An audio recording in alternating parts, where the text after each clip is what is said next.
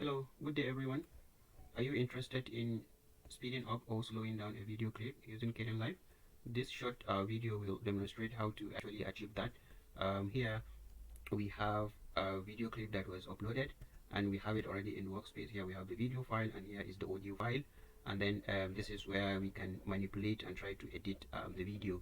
But for this particular session, we are interested in speeding up or slowing down the video. So we right click on this section and then we select the change speed, and this tiny window will pop up with the clip speed.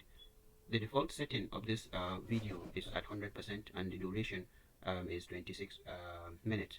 So to speed up this video session by, let's say, 2 times of the original speed, then we raise this 100% by a factor of 100 by 2, so this will be 200%. And now the duration, as you can see, has been reduced from 26 to 13, and then we can save this and have our file rendered and saved in a different format of file.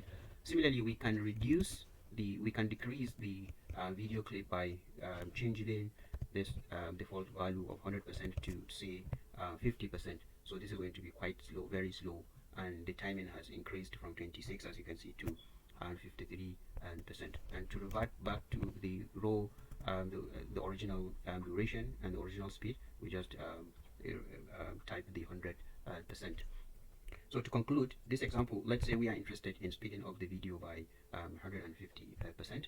Then we change this value and then we can select the pitch compensation and then click OK. And now we can see our video clip has been changed from 100% to 150% in terms of speeding it up.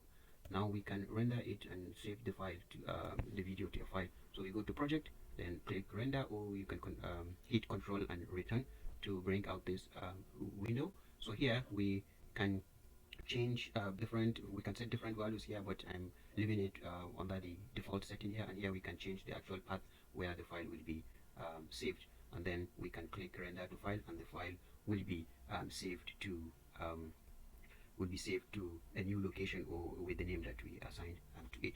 So if there is any question, or feel free to leave your comments, your questions under the comment section. I'll try to see attend to that. And there is also a short presentation file that anyone who is interested in going through the demonstration to download and go through. Thank you.